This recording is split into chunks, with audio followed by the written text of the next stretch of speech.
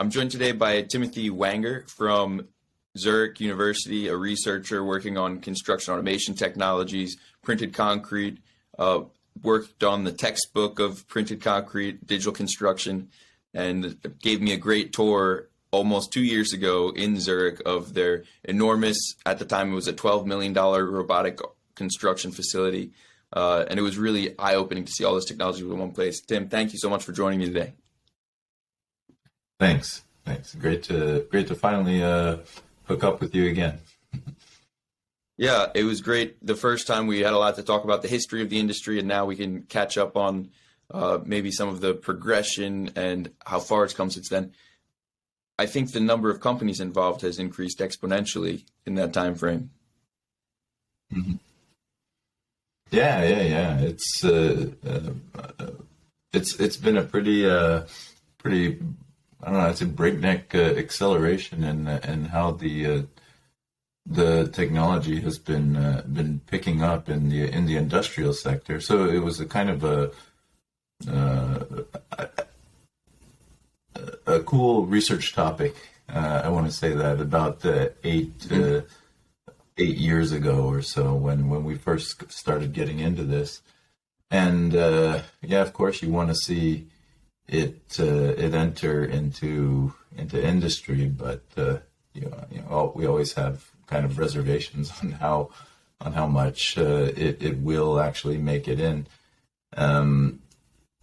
But it's been, to me at least, kind of convincing to see that there is really an economic case to be made, and from what I can see, so from the research side, what we've been really aiming at has been, or pushing, I would say, is the sustainability part of it. It's what drives a lot of our research. We want to create more sustainable construction. But from what I've seen, that's not really what is pushing forward it's kind of a selling point more, but it's not really what's pushing the adoption of this. It's primarily, I would say, increasing productivity, which kind of was the original case for it, I think, back when Barak Kushnevnis was coming up with contract crafting. And I've seen, there's companies that are just getting huge now. I think you've seen Icon's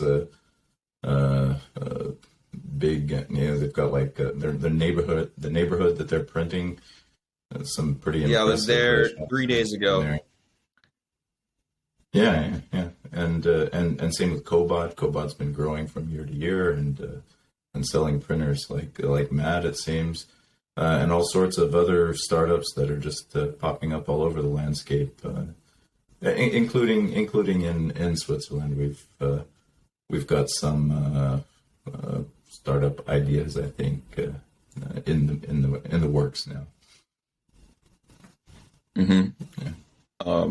It's really fascinating. You mentioned how some of the technologies don't reach industry. Almost all the videos that I make are of industry projects, or sometimes nonprofit projects as well.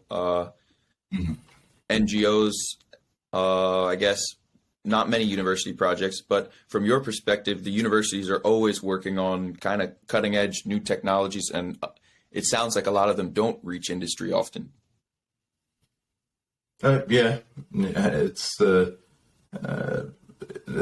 very often the case that it doesn't reach industry in a big way or in a timely way. For example, there's things that you could work on that.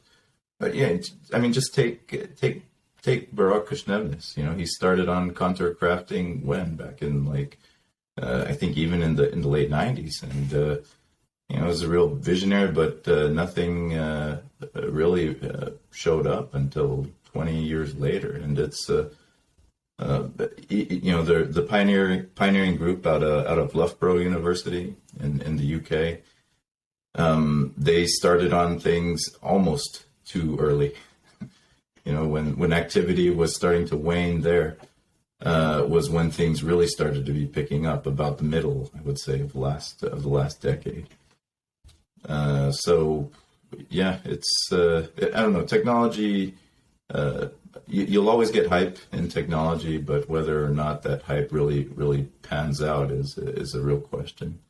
So as researchers, I think what we want to do is we want to develop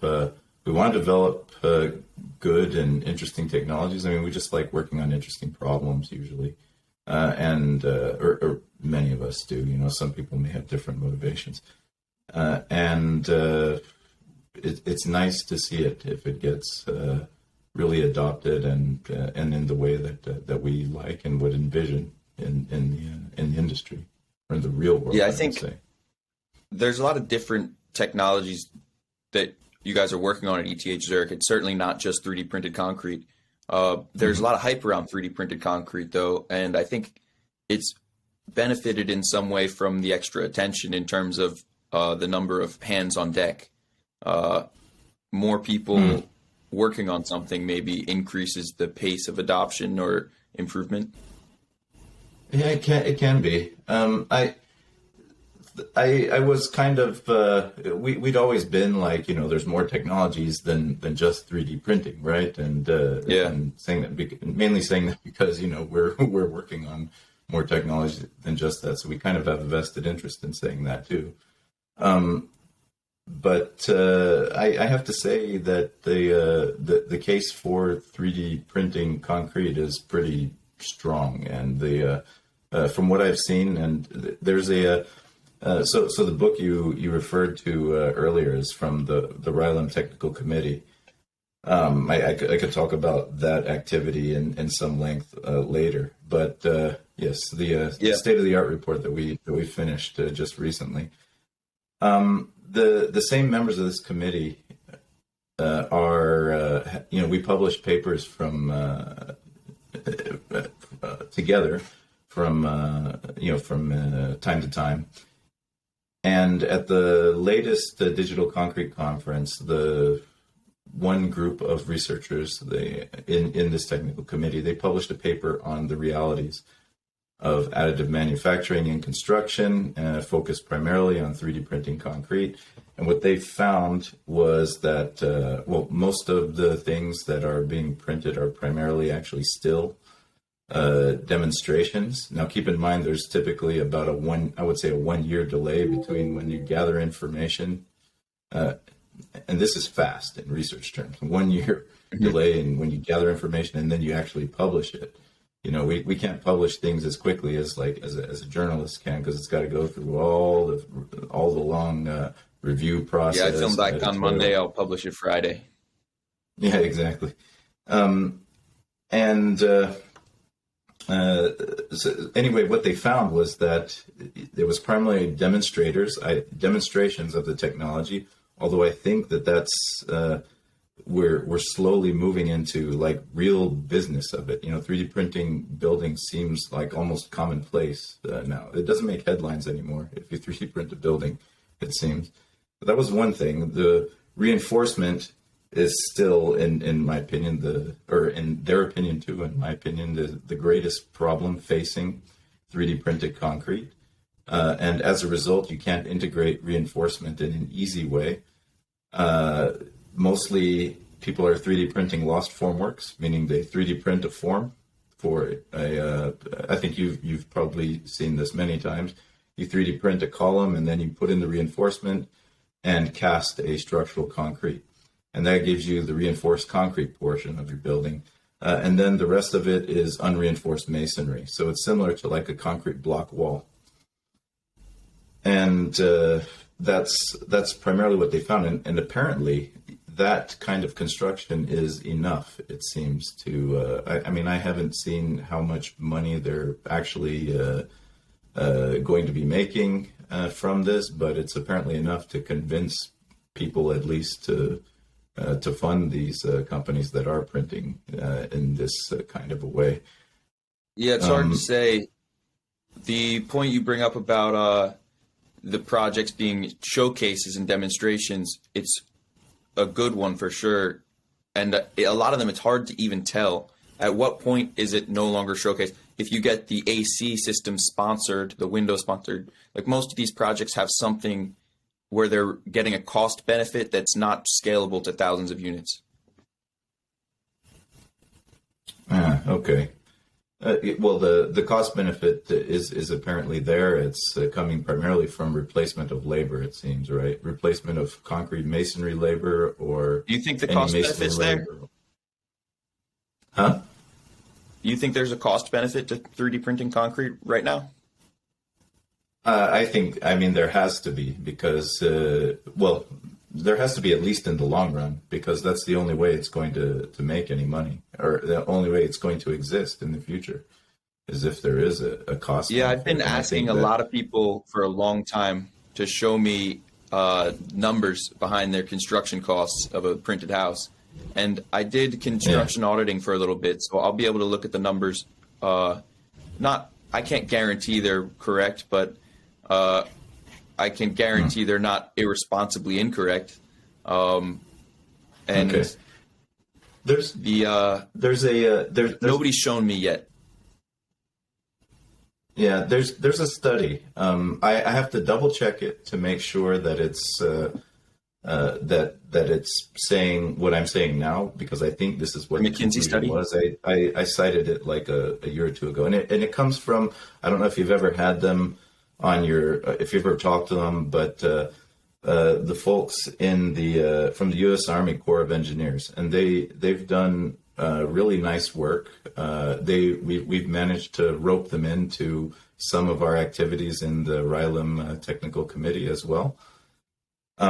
And they did a study where they actually looked at, I think, the labor costs of what they of the work that they did.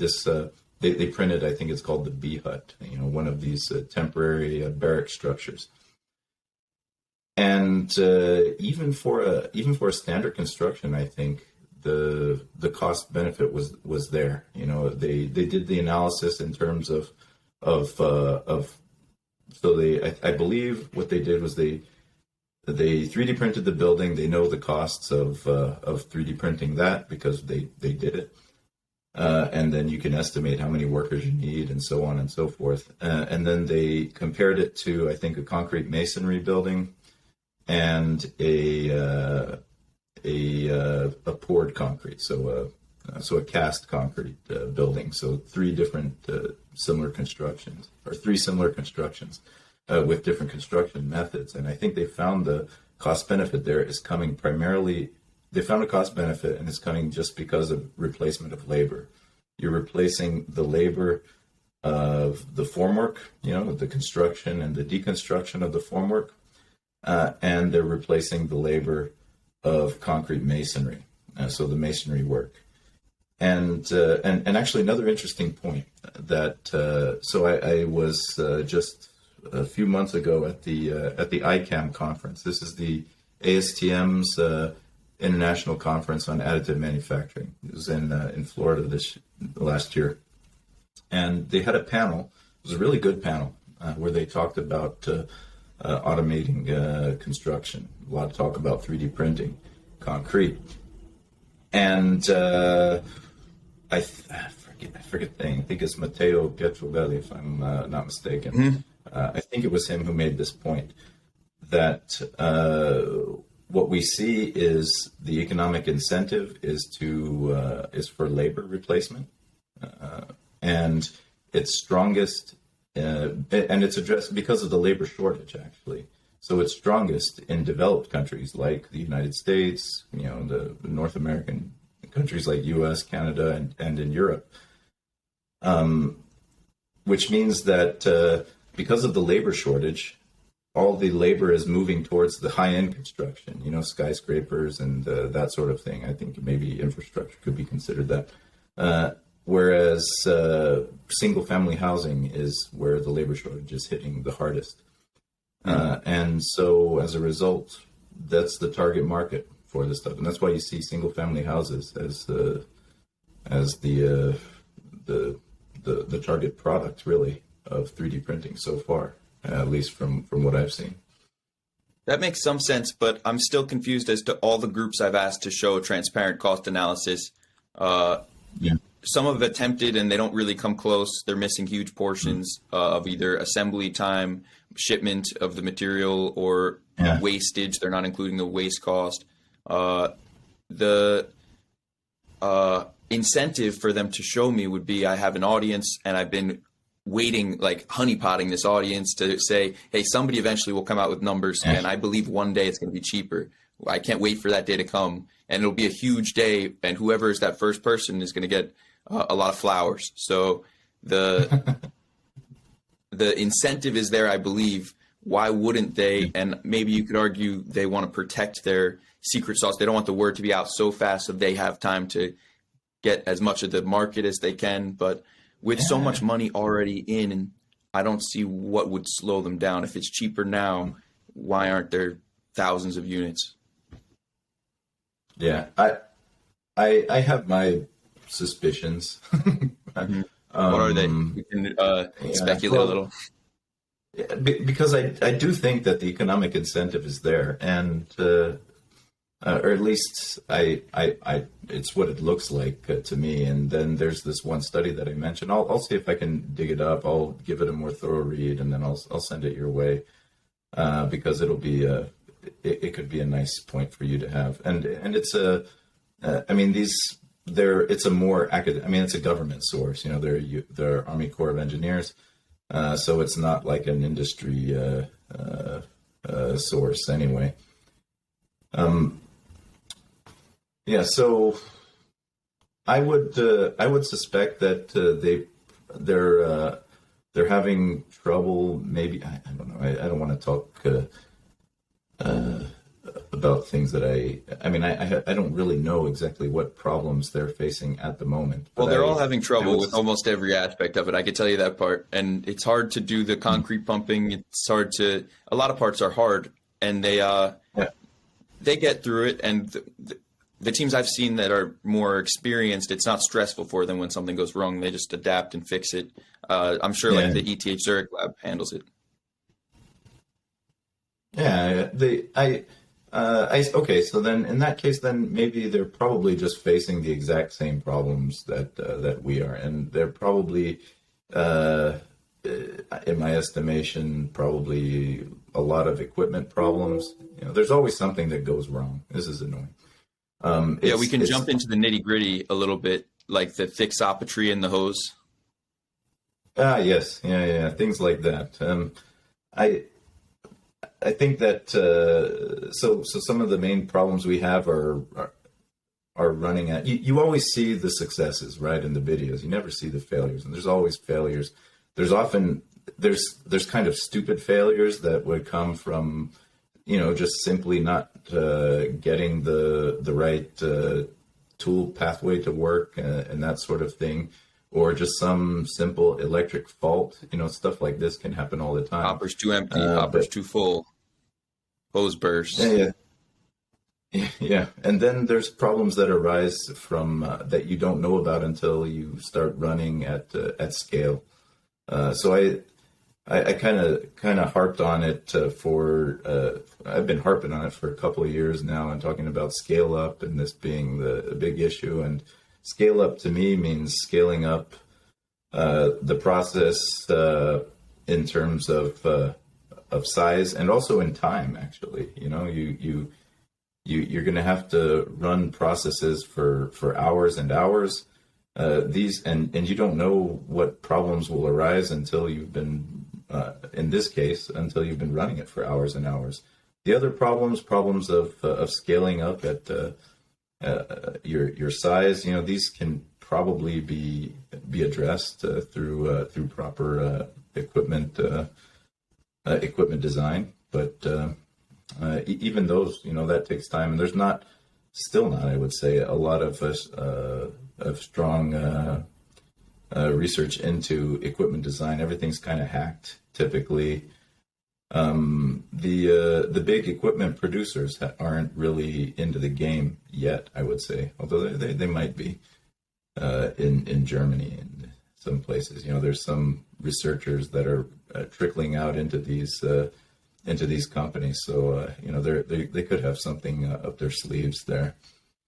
But yeah, these are the main issues having to do with pumping massive amounts of concrete over long periods of time, I would say. And when I say massive amounts, it's actually nothing compared to what you pump at a job site. You know, there's different. It's a whole different kind of pumping that you're doing when you're pumping with 3D printing compared to pumping concrete at a job site. And so there's kind of this, from what I can see, there's this equipment gap where there's not really equipment for the pumping rates that you need for fast construction in 3D printing.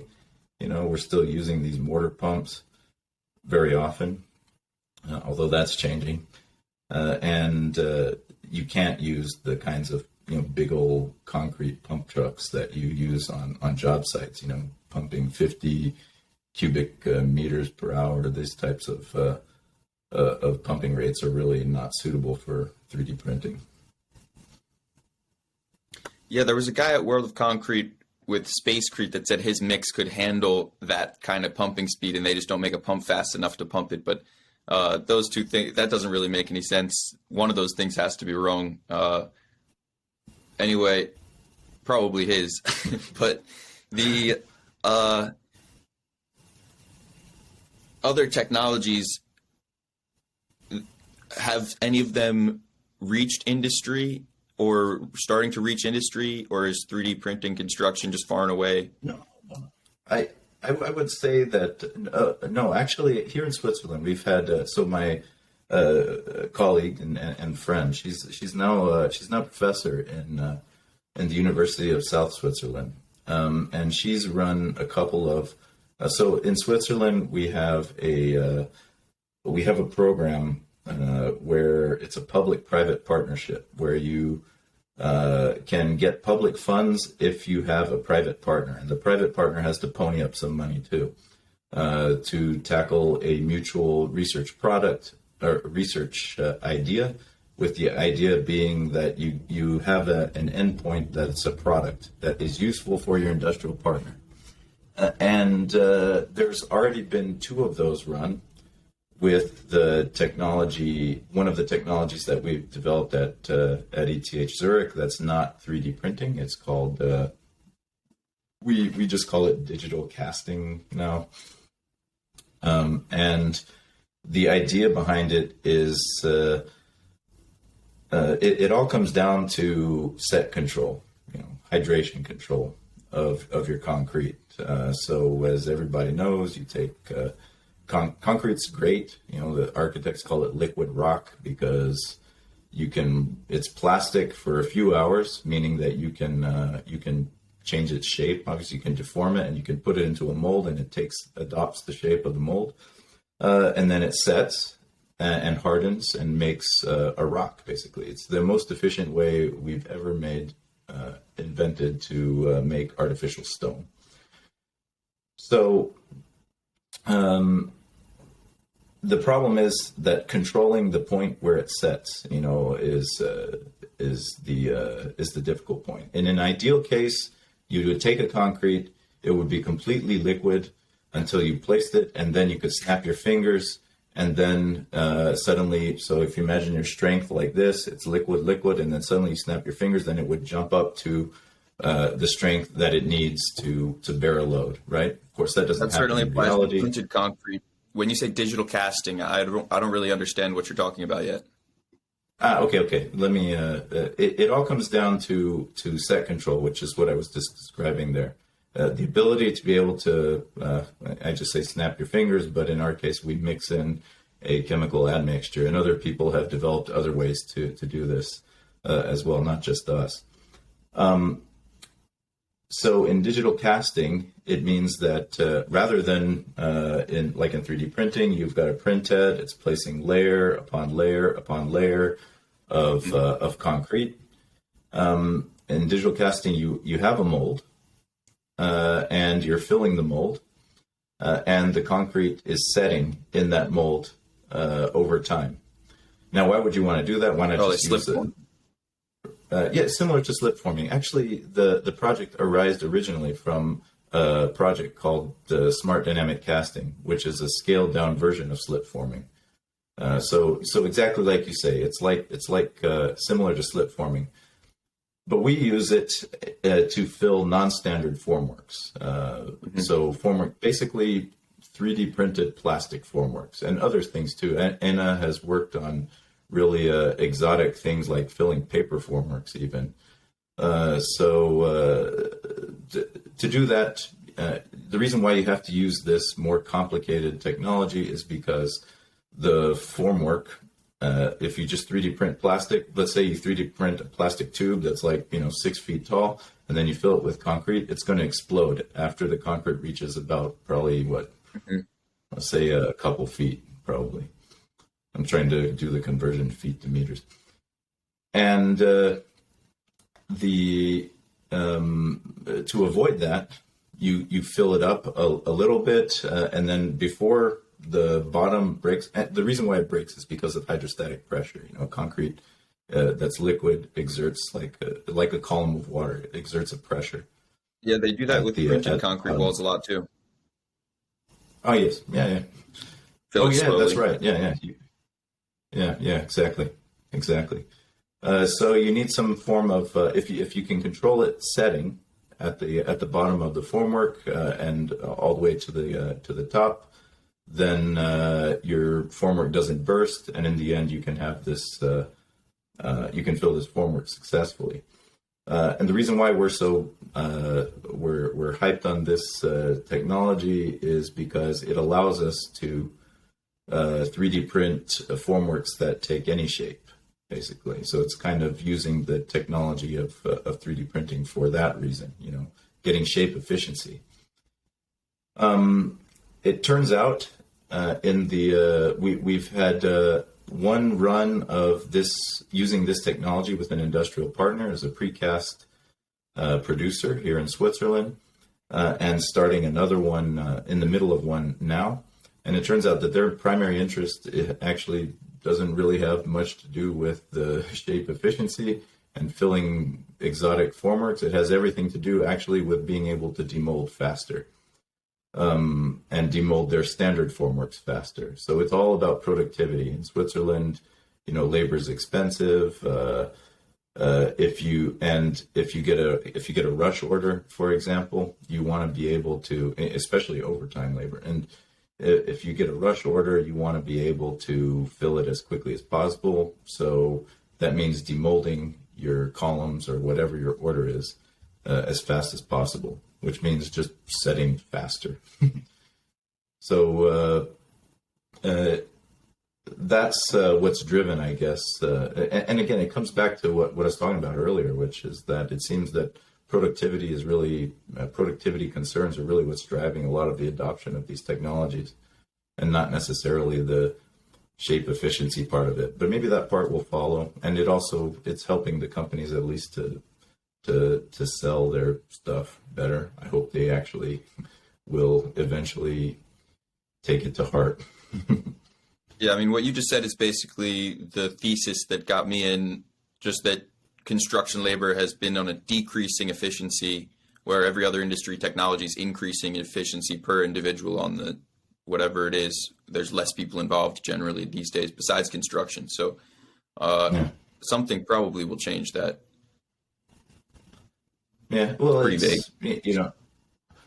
They in the end, I think that it's a problem that's got to get resolved somehow, and technology is probably going to be the part that solves it. I'd heard it said before that maybe 3D printing isn't necessarily going to be so huge, but it's going to be like kind of the key that gets in all the technology into construction. These. The kind of long promise of I don't know how familiar you are with BIM, but BIM was supposed to revolutionize construction some years ago. I despise it. People are always in my inbox. They're like, "Oh, let's do a podcast. We have a software that's going to change the world." I don't give a shit about softwares. Excuse my French, but it has to build something, because otherwise you're just adding extra inputs, time, cost, expense. But like your point right now is amazing. Like because 3D printing, even if it's not cheaper right now, it's introducing the digitalization. And so BIM becomes not a person with a LiDAR scanner having to do all the work and added steps. It's just an automatic step that the printer has all these data points that management can see. And all of a sudden, BIM is a feature, not a product. Yeah, it can be. My eyes. Right. Yeah, and it's hard to predict how things will take shape, to be honest. So I'm just observing. I'm happy to be researching in this field, and it's nice that things are moving, and I'll just keep watching and try to do things that make sense. I think for we of course I have my own research vision. We have our own research vision here at ETH, and in the research group that I'm in, we also want to do things that are relevant. So we'll do our best to steer things the way we hope they will go. And it seems like there's a little system of checks and balances to make sure that things that make sense are happening, like especially with the private-public partnerships. You have a bunch of different parties, and I'm sure when you want to do a research project, you propose it to some group and they decide, and it's like a whole bunch of stakeholders that make sure good things are happening. Yes, absolutely. That's what we have it's like that in the United States too, and other countries with research infrastructure. You have to submit proposals, they get reviewed. They get reviewed by the other reviewers in your field and the funding bodies as well. Of course, these are all subject to standard human foibles, but they do all right, I think. And yeah, it's all depending, of course, on the direction of the funding agencies as well. Yeah, a lot of the papers get published for like 30 days for free, often too, and the authors will post it on LinkedIn or something like that. Is that just basically marketing for the journals? I don't know. I mean, the world of academic publishing has changed so much. Now, what's important to recognize for us at ETH is we promote open science, which means that now actually we are mandated from the Swiss National Science Foundation to publish open access.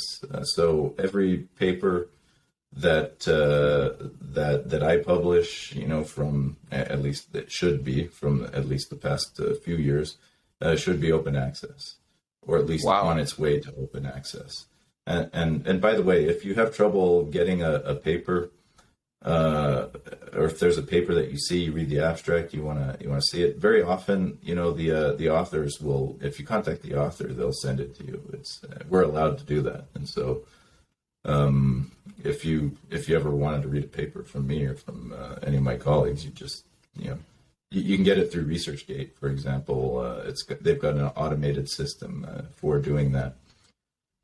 So that shouldn't really be a barrier anymore to the distribution of information. The publishing landscape has changed very radically over the past few years, and we hope it's for the better, because these large publishers have had a kind of stranglehold on it for many years now. Yeah, the amount of information out there isn't the barrier. It's my ability to consume it. I'm still only 60% of the way through the textbook. It's really a great book, and I've learned so much about learning about some of the physics behind it. I haven't seen some of those math equations since sophomore year of college, but I wonder how many of the CEOs that talk about Elon Musk's first principles have ever even looked at the physics equations behind printed concrete. Yeah, I don't know. I mean, it's hard to say. I don't have a lot of faith in the material knowledge of a lot of the folks involved, although it's gotten better, I have to say. These 3D printing companies have done some hiring, at least of people that I'm familiar with. So they at least know cement and concrete and the material, and that's a good thing.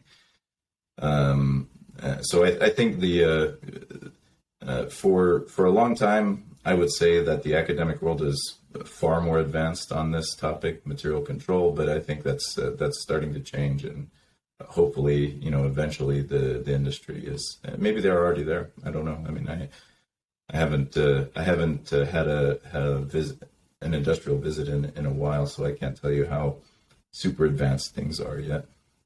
And Yeah, I mean, I guess it would be team by team. Sign an NDA. You could probably get pretty accurate experience results measuring in tons of concrete printed or something along those lines. Okay. Yeah. But by the way, certainly I'd be remiss if I didn't mention the because we were just talking about funding and funding agency, and I really should talk about because it's important for them and for me, the National Center for Competence and Research of Digital Fabrication and Architecture. That's what I'm a part of. I have been a part of it since the beginning. My boss has been a major player in it as well. What it is it's a research consortium. It's basically coming from the Swiss National Science Foundation. It's the largest. The National Centers for Competence and Research are the largest funding mechanisms that they have. They typically fund for 12 years in 3 4-year stages, or phases is what they call them. So that's approximately 3 PhD students in series, because a PhD should take approximately 4 years. And the idea behind it is to promote digital fabrication and architecture. And as you saw in your visit a couple years ago, it's not just concrete that we're working with in the NCCR. It's also with timber. There's work on earth that's ongoing as well. So it's different materials, different aspects. I mean, we're even looking at the social or I would say socio-psychological, even, or occupational psychology, I think, aspects of it. The idea behind it is to bring together a huge interdisciplinary group to address major questions for Switzerland, and this was determined to be one of those questions. So it's been a really great time to be a part of it. We're in the last phase of it now, which means we've already gone through 8 years of it, and we're starting. I think we just finished the first year of our last phase, the last phase of it is supposed to be about knowledge and technology transfer. So we hope to see more companies being involved and picked up in this. And we've got some engagement on some major projects that we're working on. I can, I don't want to use this as a platform to plug stuff. No, please do. It sounds like a good cause. Go ahead. Yeah, we're academic. Well, it's mainly a tower project that we're working on in the canton of Graubünden. So we're working on gathering funders for it and starting production of it really quite soon. We've already produced a demonstration part of this tower. So this is just 3D printed tower. There are other aspects of the NCCR that are big, maybe even bigger than this project that I can't comment on because I'm not extremely involved in them. I don't want to say something wrong. What I can say is that all the information is on our website, which is dfab.ch. Yeah, we're like I said, we're researchers. We're trying to bridge the gap right now between research and industry, and hope that these things will get adopted. So we'll see. Yeah, you mentioned you would hope other companies would join. What does that look like? What does that mean for a company to join? That means that the technology that we develop, that they adopt it. That's all that means. So like in an ideal case, we would have in a very ideal case for Switzerland, there would be a small to medium sized enterprise, which is a lot of construction, is an SME. and they would see this technology, they'd find a way to adopt it, and they'd use it. And what would be nice also for ETH and researchers is if it gets patented, then if it's useful enough to a company that they're even willing to pay a license for it, something like that. And if not, then it's still a topic that you researched that has made it now into the world, which is very satisfying for any researcher. So if that's the case, then I think that's really what I meant by companies picking it up, the technology we develop. Okay, and so I missed everything before you said, and might be useful enough to get a license for it, which seems like all the important part. Oh. It'll be recorded in the podcast, but just so that I have an understanding. For the sake of continuity, yeah. You would develop some technologies. Would it be a printer or software, hardware, software, or just IP around the materials? Any of those? Yeah, anything like that. IP. It doesn't even need to be IP. It can just be, like I said, it could be you discovered some phenomena, you published it, and then somebody used this phenomena to their advantage, and then it just propagates out into the industry. Something like that is also really very satisfying. Of course, it's not, there's no monetary compensation, but you at least that's not always important to a researcher. I would say it's useful enough. We already have a research job. So. What's that? Mm-hmm. Unless it's useful enough for the licensing fee, and then you can make a business out of it. Oh yes, yeah. Things like this also, and yeah, it doesn't have to. You mentioned things like software. We have some former colleagues of mine that founded a software startup based off of. I think they're using augmented reality. What's their name? Incon.ai is the company. Cool. .ai. Very trendy these days. Yeah. But that brings an interesting topic up, I guess. Oh, you want to talk about AI and machine learning now? That's really the buzzword these days. You don't even get funding anymore for 3D printing. You have to say machine learning now. Interesting how the nomenclature changes every year or so, and it's a different keyword or buzzword. Right, exactly. But as it applies to digital fabrication with cement-based materials, have you seen any interesting AI ideas, uses? Well, my colleague that I told you about, she's worked with another member of our NCCR who's got some knowledge of AI on using machine learning. So I'm using AI and machine learning interchangeably here. I'm really, of course, pretty naive on the topic, but Me too.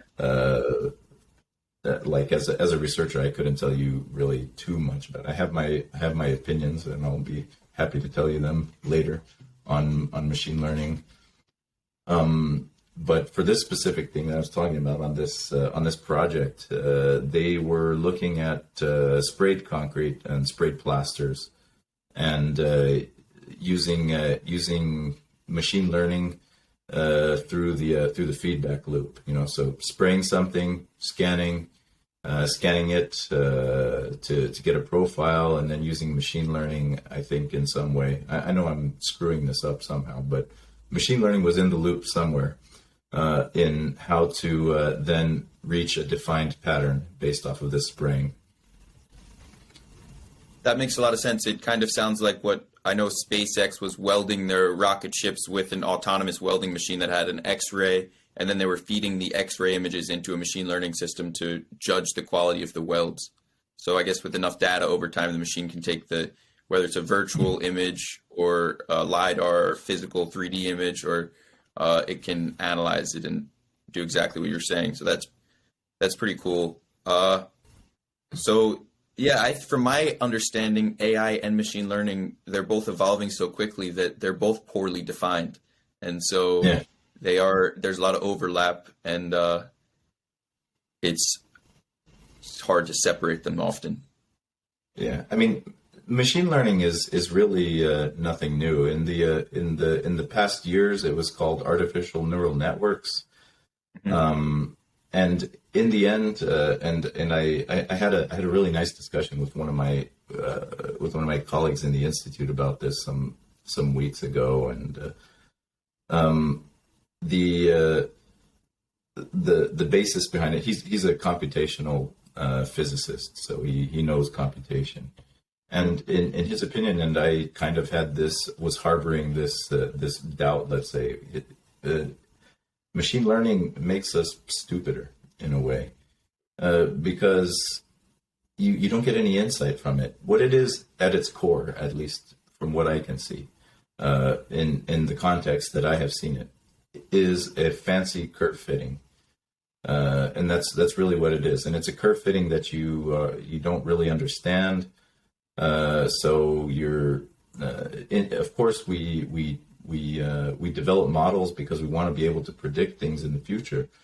But with machine learning, you don't get any insight into things. It's not like the development of a model, let's say traditionally, where you fit a curve. You notice, okay, this has an exponential relationship, and the exponent is this, and then you can try to draw some physical insights from that. Whereas in machine learning, you don't even have to do that. You're just like, oh, yeah, I can just predict that this this is related to this by this, or if I feed it into this is what's going to happen, and then voila, there it is.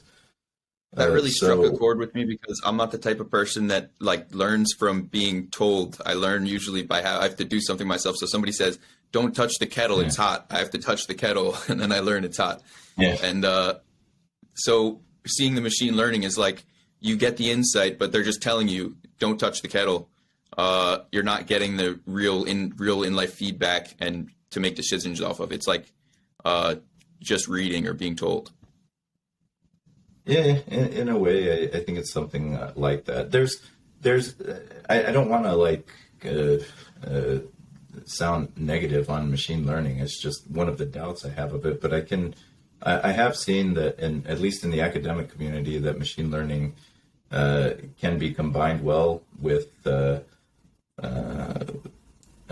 physical models, and so there's ways to combine machine learning with the kind of physics equations that we're interested in solving and understanding, and there's maybe some useful applications there. In fact, here's another chance to plug our ETH Zurich. We've just started a research initiative. It's funded by the ETH Foundation, and it's called Design Plus Plus.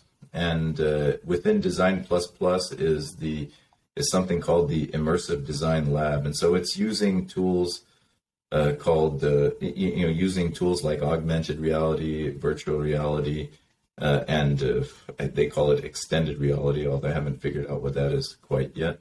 To aid in the design process, where I think actually, and specifically for construction, and I think that's where, from a sustainability standpoint, will make the most impact. Primarily through the better use of material. In other words, for the same structural function, you use less material because you've designed it better and designed it with production in mind. If you can combine the limitations of your production process into the design, and then you can produce an effective design that's economical to produce. It's not wasteful of material, and there's really a lot of potential for sustainability in that. Is what I and my institution, I think we have this idea and hope to promote it. Yeah, I guess on that note, maybe we should talk about some of the challenges of sustainability with printed concrete. I've seen a really high concentration of cement in the vast majority of mixed designs. Has Yes. that been your experience? Oh yes, yeah. That's that was something that so my boss and I, we wrote a paper about it actually just for the last Digital Concrete conference last year. And from that we say, okay, it's clear that, and we're not the first to notice this. You know, everybody notices it, that mixed designs have high cement contents.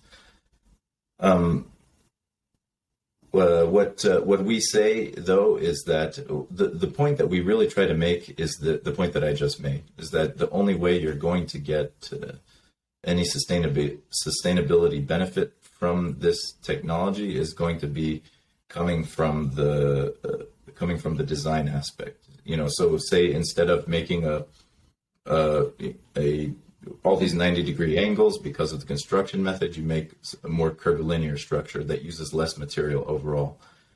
So maybe per unit material, it's worse than standard concretes, but overall for the same function, you're using less concrete and cement as a result. So that was the point that we were trying to make, because there's a lot of research ongoing to reduce the cement content in 3D printed concrete, but and that's good. We have to, and I hope that we still continue to do it. But the any change you make on the material level for a 3D printed concrete, you can also do that for a standard concrete. And so that's not really where the benefit's coming from. It's coming from the shape efficiency. Now, with respect to sustainability, and I've been criticized on this, and I think it's a valid criticism by my other fellow academics, is that it's not just about cement. And I think this is an important point to stress. You know, sustainability is more than just, you know, CO2. It also involves, for example, safety. A colleague from Singapore told me, like, yeah, you know, construction work is some of the most dangerous work there is in the developed world today. And so essentially, and it's one reason why these jobs are so unpopular in the developed world.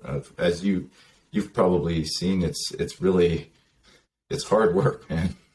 Carrying this, I like that friend of yours. Cement all day. Whew. Yeah, even just 3D printing demonstrators with bags of dry mix mortar. You know, just breaking bags for an hour. You don't need to go to the gym. So, so from a safety standpoint, it could be more sustainable in that sense. There's elements of sustainability that are tied to economics and economic productivity and happiness and that sort of thing. And so there's maybe some more softer and fuzzier aspects of it that I'm missing. But for now, in the world of concrete, when we talk about sustainability, we almost always mean purely cement content. There's one ugly thorn that you're missing too, that aligns very closely with what you're describing, not only concentrating about the CO2, and that's the sand. That's a limited resource. Absolutely. Also the fly ash. Yeah. Well, hey, there's work looking at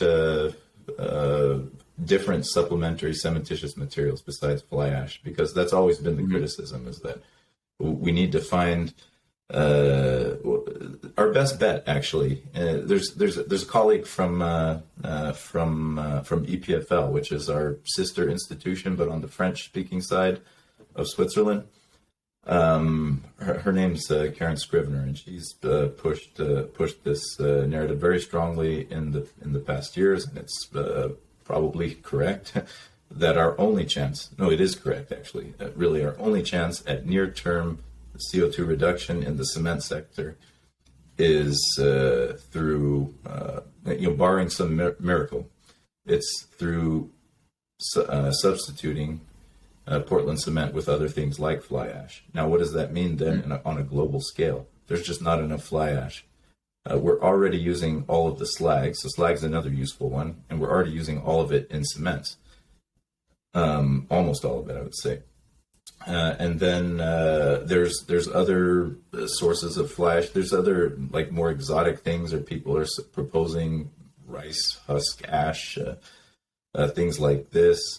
But there really is just not enough of that. And so they've developed a material called LC3, stands for limestone, calcined clay, cement. And calcined clay means that you just take clay and then you burn it at a lower temperature that you normally burn cement at. And it turns out that clay can still be reactive at that. And when it's mixed in the right proportions with limestone and with Portland cement, you get something that functions basically like old, standard cements, but with 50% less CO2 reduction, or 50% less CO2. I have a colleague who is a former PhD student of hers who's just starting in our research group now, named Franco Zunini, who's studying that. And there's, I think, research happening in Delft where they've been looking at using LC3 for 3D printing for some time. So it's not like a hopeless thing with respect to things like fly ash. The other point you mentioned, though, sand, that is a big topic, especially I think in like Southeast Asia, where you have like mafias which are controlling sand resources, even things like that. Yeah, and I heard that in the Emirates they've imported sand from places, I think. Yeah, because you can't use desert sand, you have to use river sand or beach sand. So 3D printing is not doing a lot to help the sand problem, I have to say, because this is another topic. The maximum aggregate size of these mixes, as you've seen, is typically what? I don't know the conversion to inches, but it's like 2 millimeter, 2 to 4 millimeters. Yeah. So it's just sand-based stuff. And so that's negative in two ways. You're using a lot of sand and you're using a lot of cement, because as you increase the maximum aggregate size, you get more efficient packing and you decrease the amount of cement. So the work of the U.S. Army, I think, was great in that they used real concretes, and they are focused really on just using real concretes, They're not as quality thixopatry. What's that? That's where the thixopatry comes into play, and the big elements separate from the small elements, and the small stuff goes to the outside of the hose, and the big stuff is in the middle of the hose, and then your mix designs off. Okay. That has more to do with a phenomenon that's called segregation, and an interesting physical phenomenon, I would say. We got to end that. There's unfortunately that's the only way to end that is through really good mix design. That arises coming from the relative size difference of particles and how they behave under shear. So when they're in a flowing medium, larger particles will tend to segregate or separate from smaller particles, and so. As a result, you get this gradient in particle sizes that'll show up. And there's also other things that you can see probably in print filaments, like that come from the wall effect. When you're 3D printing a line or a filament, obviously the biggest particles, you can't get half of a big particle next to the wall. So the smaller particles also tend to get closer to the wall as a result of that as well. Mm-hmm. Yeah. The phenomenon you spoke of, so thixotropy, that's a word we use to describe. It's a word we use maybe somewhat incorrectly, but it just kind of got out into even in our academic world. Thixotropic fluids are fluids that build strength at rest. You can say that, and some examples could be things like from everyday life. Something like ketchup, I think. It has something called a yield stress, meaning that you have to apply a certain amount of force before it flows. Otherwise, at rest, it keeps its shape, right? Which, of course, you've witnessed every time you put ketchup on something. And then thixotropy means that amount of force that you need to apply, or more correctly, stress that you need to apply, is increasing over time because the chemical bonds are building within your material, and eventually, it's basically getting stronger with time, and that's of Okay, course so really then in the important. context of concrete, we're talking about slump, and we're talking about Yes. the wet shear values. Yeah, the wet shear test is a test that I'm not completely familiar with, so I couldn't I'm tell saying you. that based off the World of Concrete event, he had a vibrator and he was demonstrating the thixometry of the mix after it had just been deposited and could be reformed. Yes. Yeah, It was a test or yeah. Thixotropy just means that in the way he was using that is the speed with which it builds up its strength back. So that means that at rest, so the material is not moving, it's building strength. The slump you mentioned is a measurement of a physical parameter that's called the yield stress, and the yield stress is what I was referring to. It's the amount of stress or force that you have to apply to make something flow, whether it's mayonnaise or ketchup or toothpaste or concrete. And in concrete and other thixotropic materials, that builds up over time. And whether that time scale is a few seconds, which is probably what that guy was touting, or a few minutes, is just dependent on the characteristics of the concrete. Now, the reason why it was so interesting to us in the beginning of 3D printing, it has some historical context, because in the world of self-compacting concrete, which is concrete that flows under its own weight, so you don't need to vibrate it. It's a special concrete that was developed in Japan, and basically it's now. The Yeah, exactly. It's the opposite. And it was also, developed with the idea of reducing labor and increasing safety in mind, right? So similar to 3D printing, to be honest.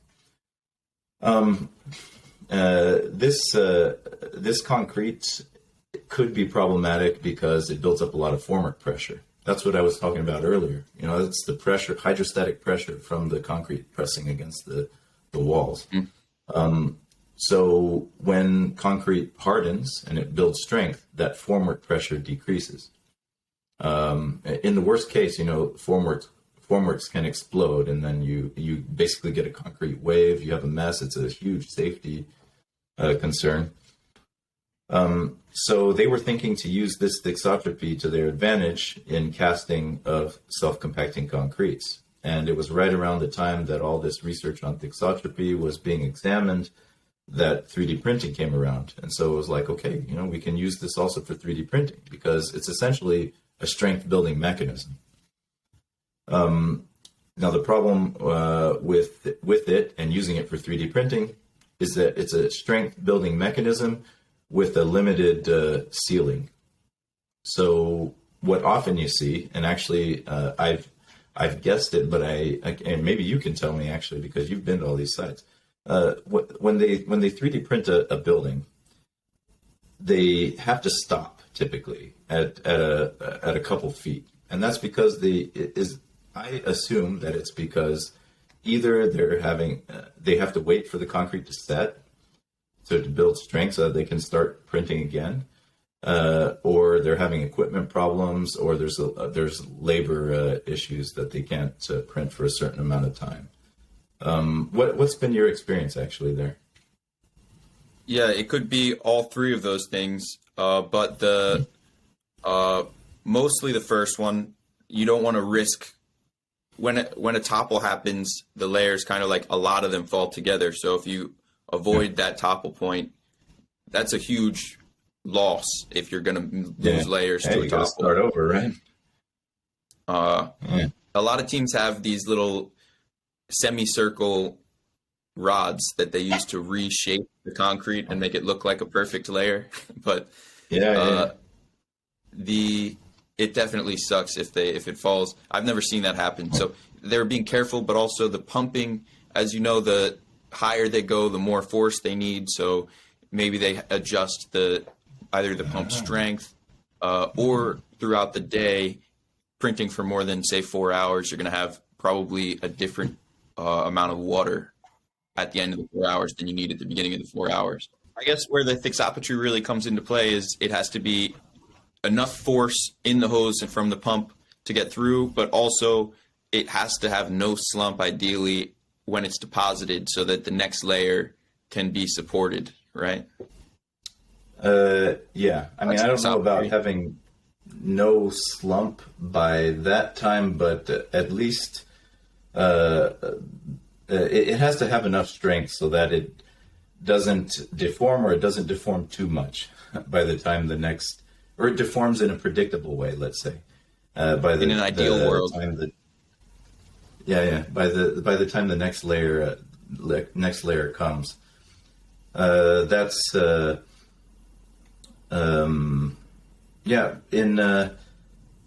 in one of the in the system that we've developed at ETH, that's been the main thing, actually, which has been to control the strength buildup so that the layers don't topple. There was a point that I wanted to get back on this toppling terminology that you used. So failures can occur. It'd be interesting to hear from you, actually, what you observe the most as failures in. I mean, almost every failure I've seen is on my YouTube channel, but it's not often. Companies usually get their shit together before they have me visit with a camera. But okay. I've seen maybe on a couple occasions a collapse or topple, maybe over an overhang where they were trying to do something fancy, or okay. Yeah. On occasion, they just do one line that's not strong enough, and it just maybe because it was too long of a stretch of just one straight line. Yeah, as opposed to something. Okay. That's the point I was trying to drive at, because there's two ways that failures can happen. That I believe is in that book anyway.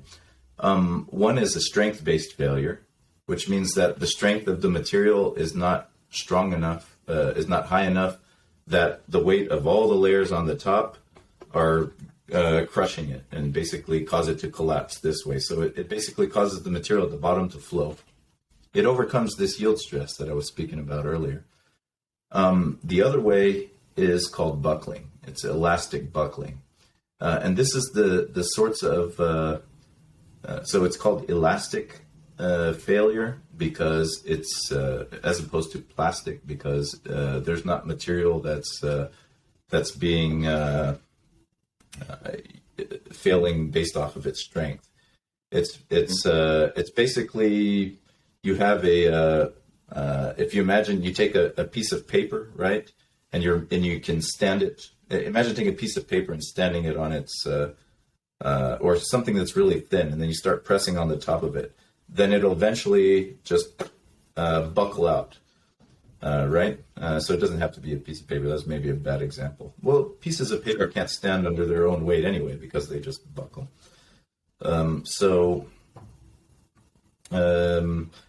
That's probably the failure that you're witnessing. The failure on the first hand is based only on the strength. If the strength's not high enough, it's going to fail. On the second hand, the failure is based on many different aspects, including the geometry, the elastic modulus, or the stiffness of the material, which is changing over time. The other inputs that are happening, including wind and that sort of thing. That's an interesting challenge, maybe to think of. The pioneers on developing this are in TU Eindhoven. So a colleague, he's professor now, Rob Wolfs. He wrote the first paper on this topic, and then one of his colleagues did a real complicated analysis that was generalized to all 3D printed structures, actually, and tells you how fast you need to build up strength for any 3D printed structure to make sure that it doesn't collapse under its own weight or under a buckling load. So yeah, it's interesting to hear from you what you're probably from a failure standpoint observing the most. I can imagine overhangs are a problem. They're a problem for us too. It's really rare that I get to see a failure because, like I said, companies know when I'm coming to visit and they print stuff that they think they could be successful. They know it's kind of a marketing opportunity for them to be on camera. Yeah, naturally. But I always try to get them to push the limits, because if there is a failure, that's good content. It's a learning experience, and we can paint it as like everybody knows startups aren't easy, just like research isn't easy. You might have to do 99 things that don't work to find the one thing that does work, and sometimes finding 100 things that doesn't work is the thesis or the end result. Yeah, not the thesis, absolutely.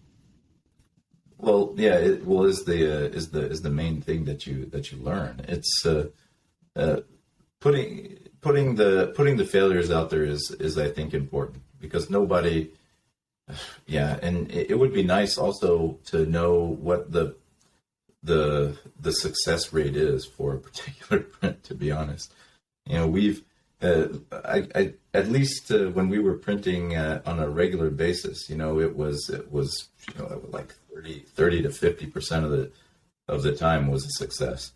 It seems like. I wonder how many of those can be attributed to trying crazy stuff, because that's your job basically, just to do research and try lots of new stuff, or how much of that was something you probably could have printed if everything was going right. It's a combination of both, I think. Because you don't run into the kind of standard everyday problems unless you're printing every day. So there's that aspect of it.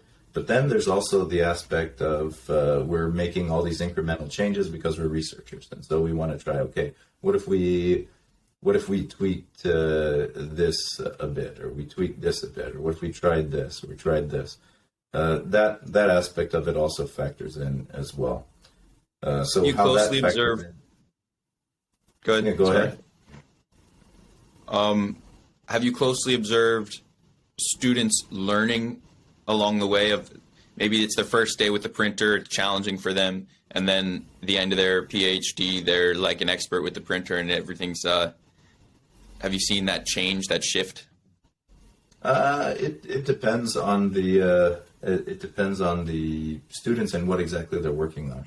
In the context that I'm working, it's more, you see them working with concrete, and then they become a concrete expert by the time you finish, because that's what their research is concrete. The architecture students, that are collaborators in architecture, they're the ones who typically run the printer, so they know the ins and outs of. There's a lot of interplay between it, so we know a lot about the material and the equipment. I would say they know a lot about probably the equipment, more on the equipment side, probably, especially the interface of the equipment with the digital design, and of course they know everything. Intimate things like cleaning out the hose. Yeah. Well, things like that. Yeah, everybody's gotta go through. And then the most fun times are the failures, and then you've got this. We're dealing with accelerated systems, so we add an accelerator in our printhead before we deposit it, and so whenever there's a failure there, then it's you've got to be fast, otherwise you're going to be chipping away at hardened concrete. Yeah, when I was there, it only took 3 or 4 layers of a 2-foot diameter vase to be pretty solid to the touch, and when you're dealing with a material like that, that's not a lot of margin for error, like you said. Yeah. Has the setup changed? Are they still using that orange mixer pump system? Yes. Yeah, we're still using that. Trying to recall what it was like when you were there. Yes, one thing that may have changed since you were there is that we're depositing a dry mix directly into the mixer. I don't know if that was there when you were there. Oh no, it was. We got a silo. That's what changed. So we have a silo nice, that's feeding big. Yeah, it helps a lot, I have to say, because the poor students who had to break bags or scoop dry mix for hours is really not fun. So So is the silo outside and hosed inside, or is the silo inside the facility? no, the silos inside. So it's yeah, it's enclosed so that it's not sending dust everywhere. That would make our robot technicians crazy. Yeah. But Nice. yeah, it's one of these systems similar to systems like the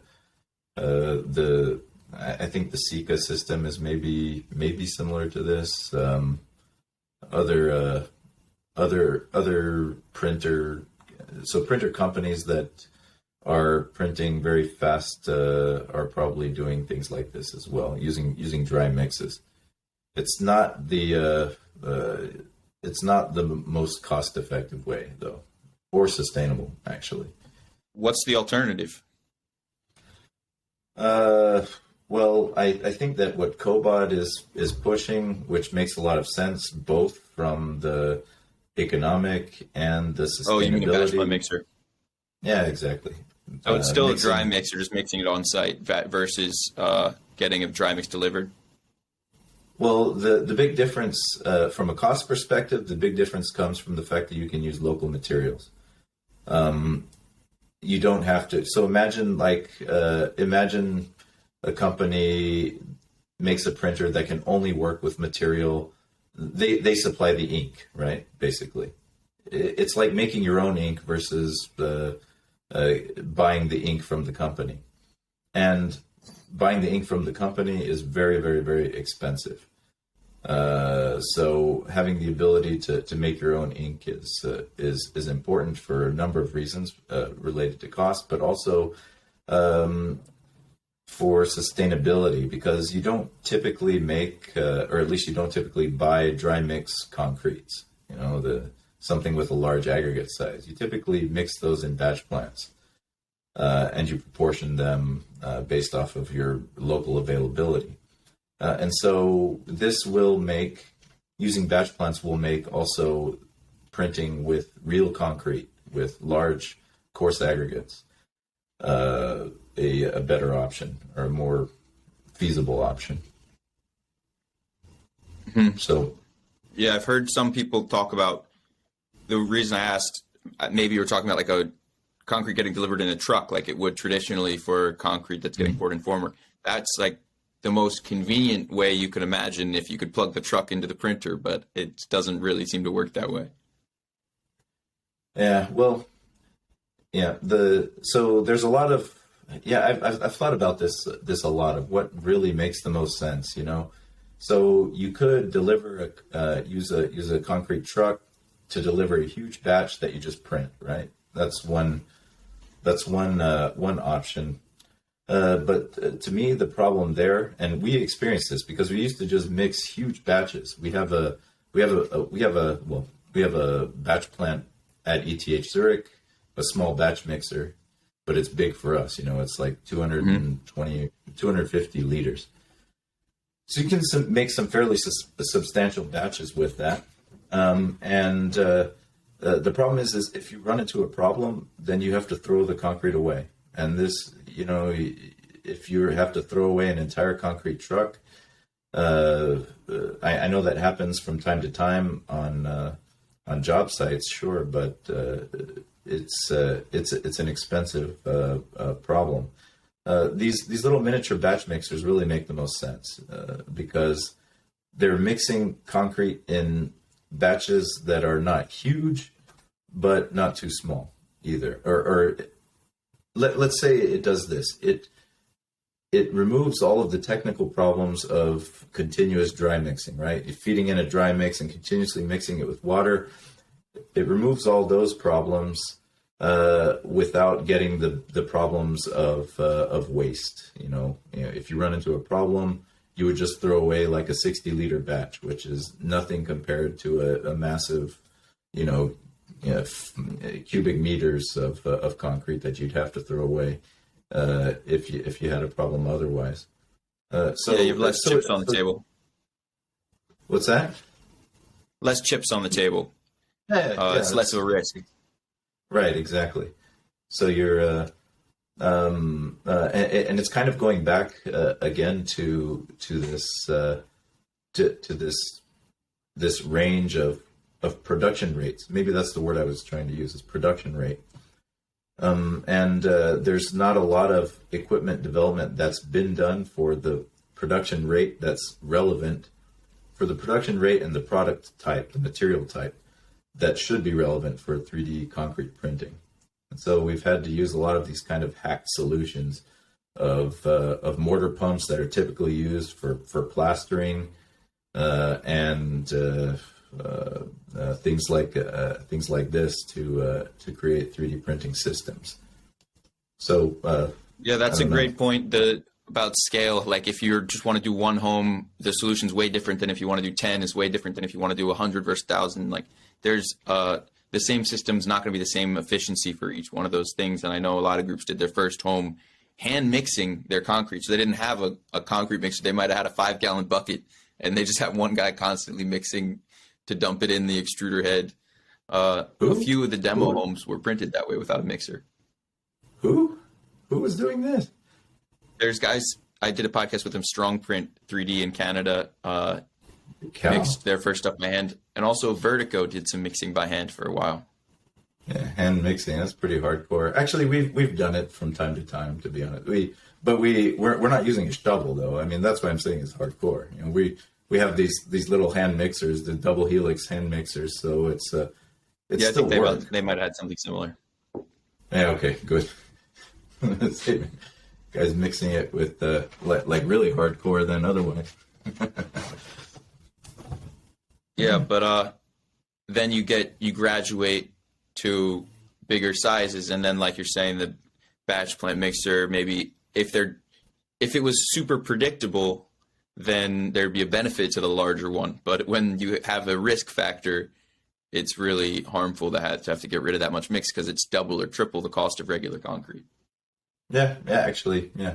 If you could say that I'm guaranteed to work for this entire batch of concrete coming out of this truck, then yeah, it wouldn't be a problem, of course. But the field's just not that mature, and maybe that's actually not even the correct business model. I don't know. So, but I don't know. I've thought about this a lot to see, like, you know, what would the printing system of the future actually look like? And I don't know. I think we're starting to see, like, more or less what it will look like. It's 3D printing simulated concrete masonry homes with structural pillars placed every so often. And I think the long-term future will be something like a machine that gets there, acquires everything it needs, and then builds and leaves with a home there. And the machine then goes on to the next site, acquires everything it needs as close to that site as possible. Maybe it goes down and like chops down the closest tree or digs up some like local dirt till it gets to clay or something. But it knows how to get the materials on site.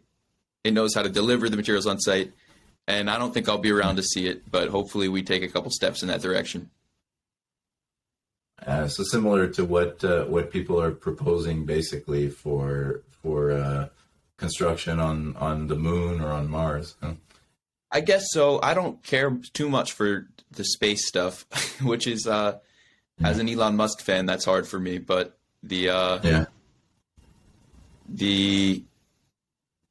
I think it's the way to do it on Earth too. You have all these materials coming in from overseas, different places.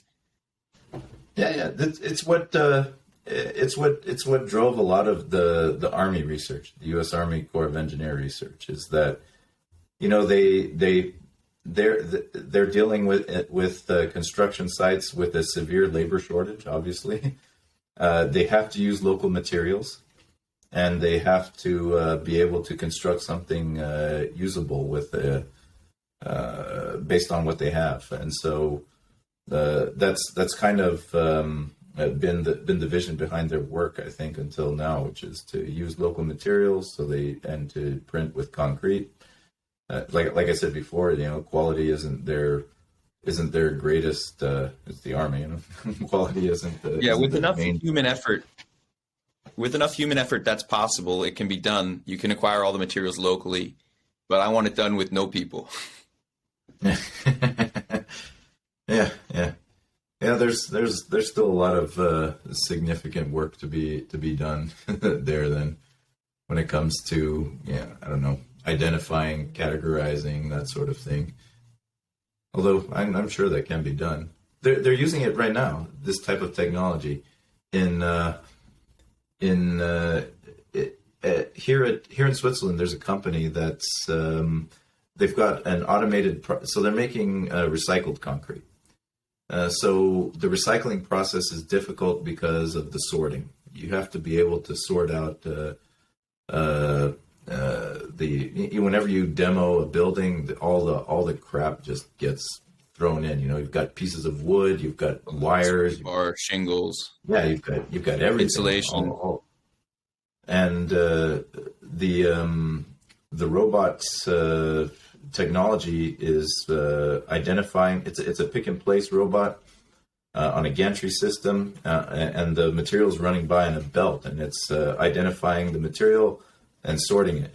This is a wood piece. This is a piece. It's not perfect. I have to say, Wow. The first time I saw it was 10 years ago, and it was just one robot, and then after the robot were the people, doing the sorting. But the technology has advanced enough, at least for this company, that the last time I visited, which was a few weeks ago, there were now like 8 or 9 robots, and I didn't see any people. Although the people could have been somewhere else, So they're at least investing in it, and maybe this is evidence of technology kind of trickling its way into construction, which is 3D printing is just the most visible aspect of it, but these other advances are really making a big difference. We've seen that actually in the past 20 years with chemical admixtures in concrete. It's not the most visible thing, but the advances that particularly super plasticizers have enabled in the construction industry over the past 20 years are huge.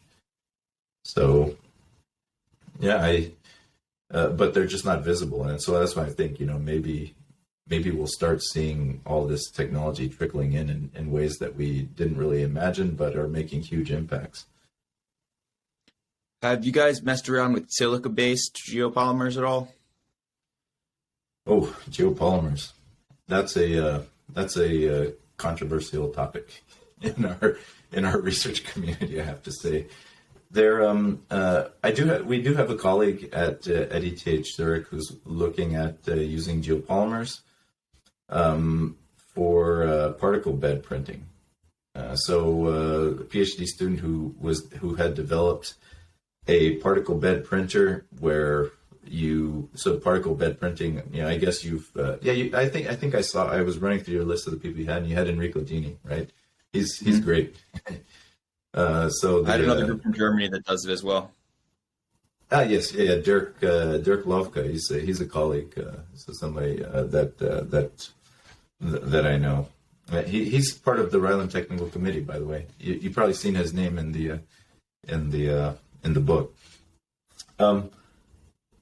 They're using geopolymers as the binding phase that they're dripping, off of the printhead into the particle bed. Mm-hmm.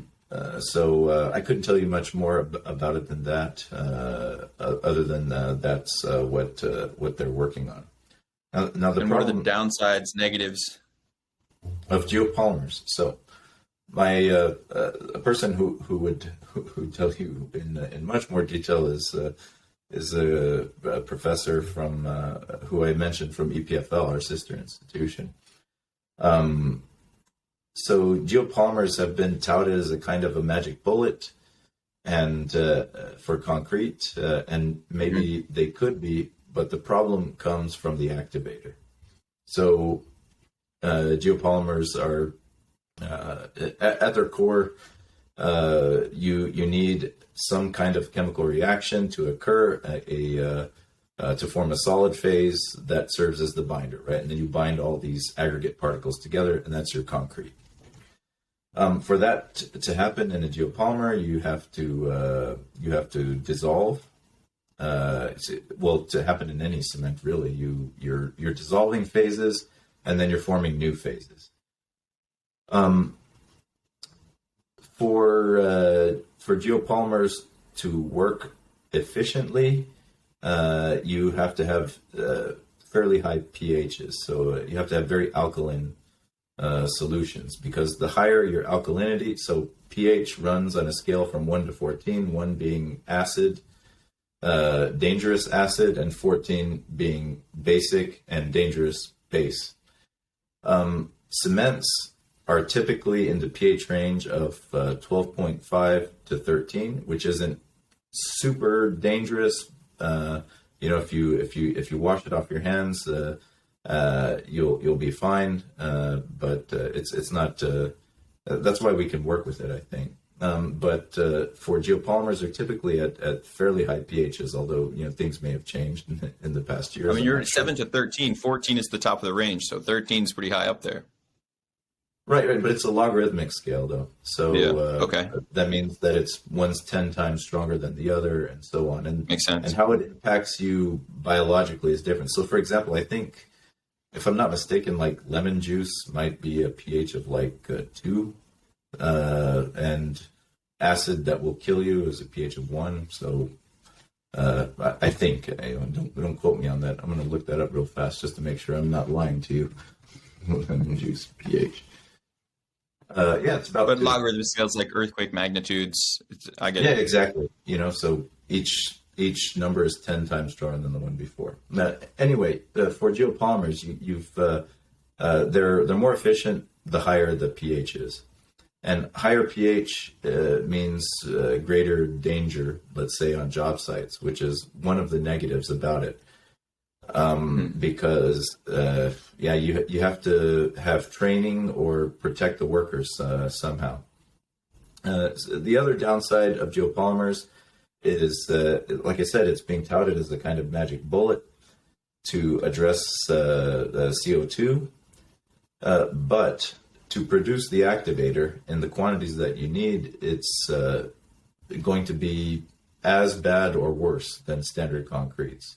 At least with the production methods that we have now. Now, the activators are things that are highly alkaline, like sodium hydroxide, for example, lye, and the thing that a lot of people don't really get when it comes to concrete is just the scales that are involved, like just how much concrete gets produced, per year. It's unbelievably just mind-boggling how much concrete is made, and subsequently then how much cement is made to make that concrete. It's so any solution that you come up with, to be relevant on a global scale, it has to have global availability, and you have to take the kind of global impacts into account.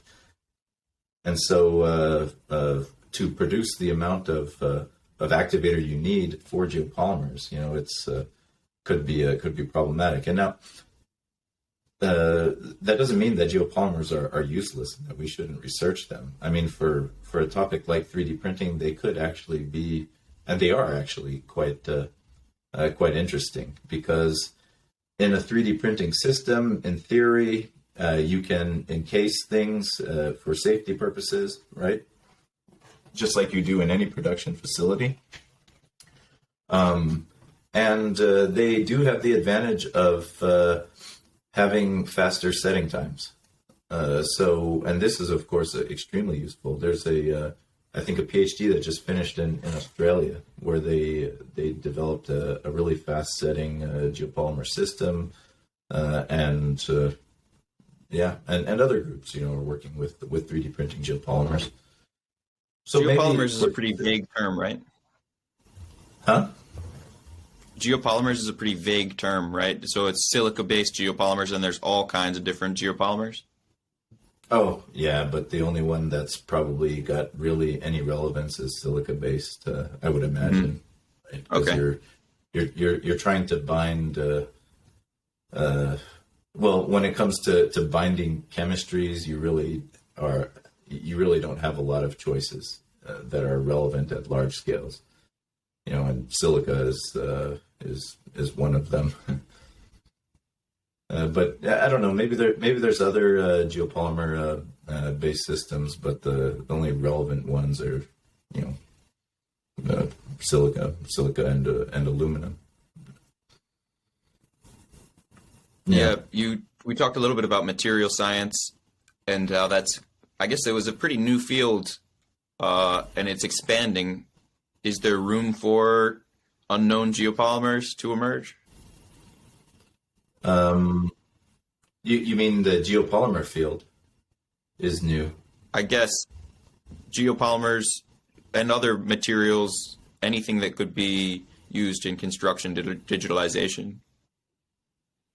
Oh, well, if we're talking about mineral binder systems, you know, geopolymers have, you know, they do have potential if somebody could come up with a way to produce the amounts of activator that we need in the right quantities, you know, and there's probably some research into that, I would imagine, in addition to the technical challenges. So geopolymers, you know, they also get called more properly alkali, probably more correctly, alkali activated materials.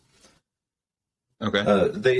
They deserve research and attention, in my opinion, because there really is potential there. I think it's just definitely not, or probably not on the short term. You know, on the short term, we're Portland cement, and that's what we're going to end up with in the next 10 years for sure, at Hmm. least. Um, uh, I I can't say just off the top of my head from a material standpoint what's really going to be or what deserves the what deserves the attention.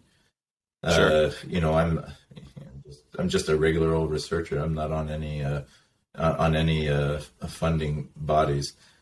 But I would say that there are some general rules that you have to follow.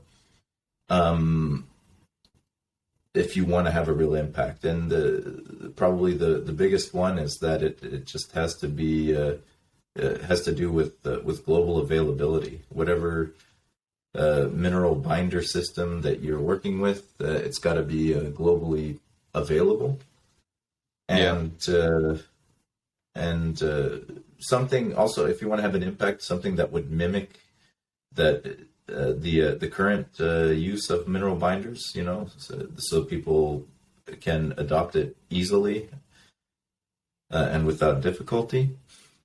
Um, yeah, in that sense, from a mineral binder standpoint, I think this LC3, of course, is being pushed by our colleagues, and I think it has a lot of potential. So that's certainly there. But I'd also like to talk I about. don't see Oh, sorry. any. Good. I don't see really any exotic magic bullets in the future, to be honest. Yeah. What about the earth-based materials like Adobe? You mentioned you're continuing research on that. Ah, yeah, yeah. You know, yeah, I take that back. You know, Earth has potential. the the problems with Earth that are being so Earth is. Yeah, I can't speak too much about Earth because I know a lot about clay. I mean, I did my PhD on clay, Hmm. but with Earth-based construction, you know, I'm still kind of in a way learning the ropes in that sense and processing of Earth-based materials. Which, by the way, there's a there's a technical committee in RILEM on that topic as well. Um, I would say that definitely Earth has potential. Have you seen that 3D printed Adobe structure out in New Mexico? I think Yeah, I was they there with 3D printed. Professor Real. Yeah, okay, yeah, from yeah. Berkeley. It was him from Emerging Objects. Yeah, exactly. Yeah, he was on my podcast too. Um, yeah, but there's different techniques for producing earth in construction. Have you also seen wasps? No, I haven't Uh, been to I haven't been to Italy yet. okay, cool. Stop by again. That'll be Yeah, well, if you get a chance. I'm gonna um, do my best to visit every 3D printed construction organization in Europe. We'll see. yeah, yeah. Okay, okay. Well, I'll be happy to talk with you online or offline about that. Yeah, I'll And help you probably out. be there. Yeah. So back to Earth. I think that Earth construction can involve a lot of labor as well. So of course automation has a lot of potential for that. I'm thinking in particular of like rammed earth construction. So Hmm. that's a pretty expensive construction process due to the labor and the machinery involved for that. Yeah. In that sense, I take that back. You know, maybe earth construction has a lot of potential in the future. Then don't know how it'll do with respect to durability though. But I mean, we've got Adobe buildings that have been standing for quite some time. So I think Yeah, I always become a little bit, uh, I guess, intoxicated by the companies I visit. For example, when I visit uh, Professor Ronald Real, he talks about how all these Adobe structures have been around for over 1,000 years. The geopolymer guys talk about how the pyramids are geopolymer, and so like after I visit the geopolymer guys, like wow, geopolymer is amazing. Then I visit the Adobe guy, wow, Adobe's amazing. I guess I I see don't know through if you their. can say that I don't know if you can say that the pyramids are geopolymers. I don't think that's accepted yet. but I have heard that. That was a really controversial thing that I can't remember the professor's. I think it's David Ovitz.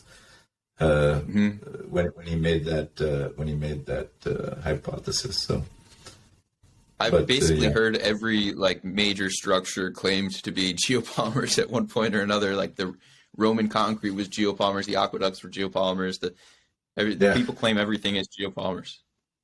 I have yeah, no idea whether I still am not 100% sold that geopolymers are even real. yeah. Yeah. Well, they're I have real, to see and the it's next. yeah. I mean, they're real. Been legitimate work done on them, and legitimate work being done on them now by very good and qualified researchers. You know, it's not a bunch of garbage. I would say it's real legitimate science. There are I only say actual that because I haven't seen it in geopolymer. person yet. Yeah, there are actually geopolymer buildings made out of geopolymeric materials. I would say you've Oh, got with traditional methods.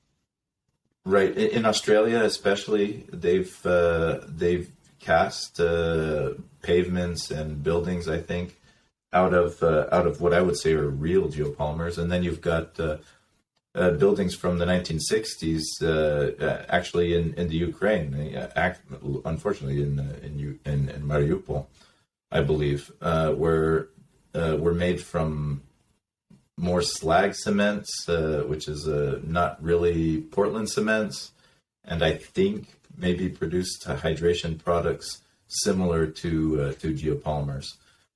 So, which means that from a material science standpoint, they're really quite similar.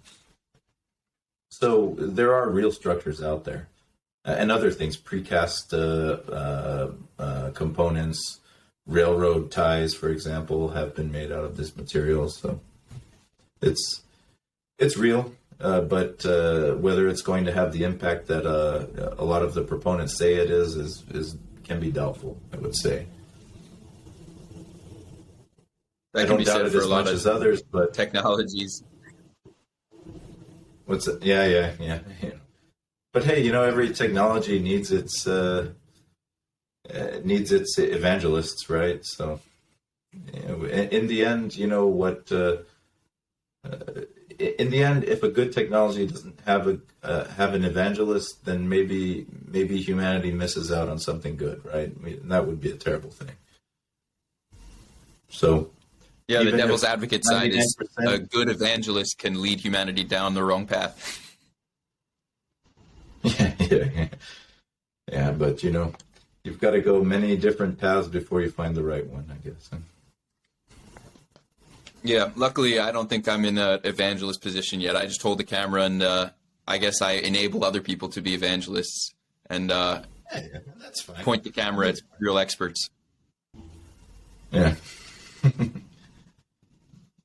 Yeah, man. So you mentioned your PhD was in clay. Clay used in construction? Sort of. I did my PhD on a topic, like most PhDs actually, on a topic of like hardly any relevance to the real world, but was really interesting. My PhD was on sandstones used in historical construction and preservation of them. So I'll give as an example here in Switzerland. There's a cathedral here in Switzerland in Lausanne that's constructed out of a sandstone which contains a lot of clay particles in it. So sandstones, of course, are formed naturally from sand particles and other particles, including clay particles, getting deposited and compressed and compacted, and the cementation process occurs. And then eventually it comes out in an outcrop as a sandstone that you can quarry and then do construction with, which is what they were doing with all these cathedrals back in the day. And these clay particles find themselves inside the sandstone as part of the cementing matrix that's holding it together. And the problem with clay, often certain types of clay, when they get wet, is they expand, they swell. They take up water and they expand. When clays inside these sandstones expand, then the stone itself also expands, and this can create a differential stress, similar to like a thermal stress. So if you imagine you have a material, a block, and the outside of it is very hot, but the inside of it is very cold. And things expand when they get hot. So the outside of it is going to expand a lot. The inside doesn't want to expand because it's cold. And so you're developing stress right at this interface that can cause damage. It's the same thing with sandstones, with clays when they get wet. So I studied this process, like why it happens, how it happens, and how we can reduce it. So I found some chemicals that and figured out how they worked in reducing this swelling mechanism. Because swelling clays are actually a big problem for many industries or for many topics. Not just historical construction. They're a problem in drilling oil wells. They're a problem in stability of slopes for construction, and you can also use clays for other engineering properties. So it was a pretty like in general big picture pretty useless research topic, but. That's not true. I can think of a use for it right now. America has big sandstone cities that were carved into walls by Native Americans, I think in like Arizona and New Mexico. You could probably, they would hire you to preserve the museum that they built out of it. Yeah. Actually, one of the sandstones from my research came from Aztec National Monument. Oh, nice. Although the main sandstone that I was interested in is the Portland brownstone. So these brownstone buildings in Brooklyn and all the way up and down the East Coast. They came from these brownstone quarries. A lot of them in the Portland quarry I think was in Connecticut, I think.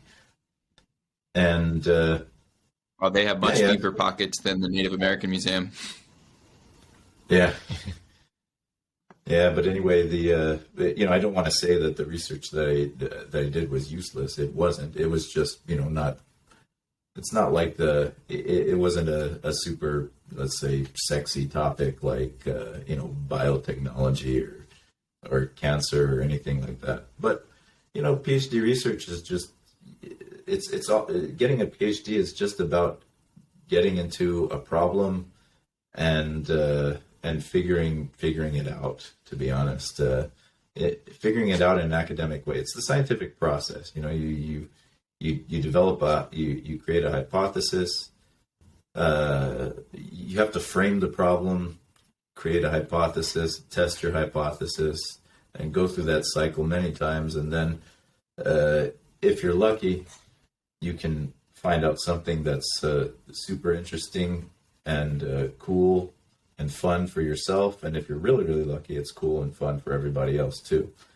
So for me, I mean, the reason why I've never left academia was just because that feeling when you learn something, it's like a drug. It's just so much fun when you get that aha moment that I've never wanted to lose that the chance to get that. So that's why I'm still stuck in academia, I would say. Yeah, I also kind of feel driven by the pursuit of knowledge. It's so interesting you want to know something, you don't know it, whether the solution is finding the solution, whether it's in a person or a place or a thing, the learning is the best thing out there. Yeah, that's a good point. You can get it in different ways. Just maybe that's what it is on a like kind of base human level, is just finding knowledge, right? It's fun. It's really, really fun, that feeling of discovery. It's just fun. The impossible quest towards omniscience for humanity. Yeah, yeah, exactly. Yeah, that's probably going to be realized by an AI, right? Can we, as long as we can take credit for it. Right. Yeah, well, that's when Skynet turns on and we're all dead. So. Yeah, I wonder often, like, if it was up to me, would I rather live to see it or it happen long after I'm gone? Do you want to see the collapse, the peak, climax? Yeah, I don't know. I mean, yeah, it's hard to say, right? Maybe towards the end of your days. Yeah. Yeah. Things are definitely heating up. All kinds of different technologies are advancing really quickly. How are you noticing the differences in the students? So like the younger generation who at this point, you're the college freshman, like grew up with an iPhone. They are, I'd say from Different? 10. Yeah, in a way, they're much more conscientious about a lot of things. I mean, when I was in college, which I'm sure is predating you by many years, we had the idea of just go to school, get an education.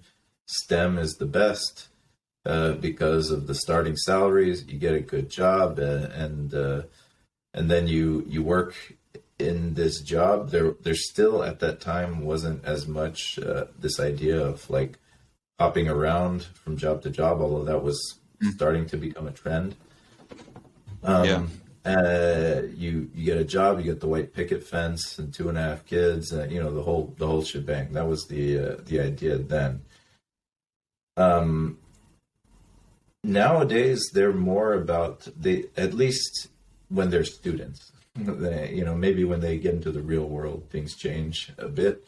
But when they're students, they're more conscientious. They want to make an impact. In Switzerland, they're really big about climate, and they want to make a difference. They want to work for a company or a startup that's addressing the climate issue in some way, form, or fashion.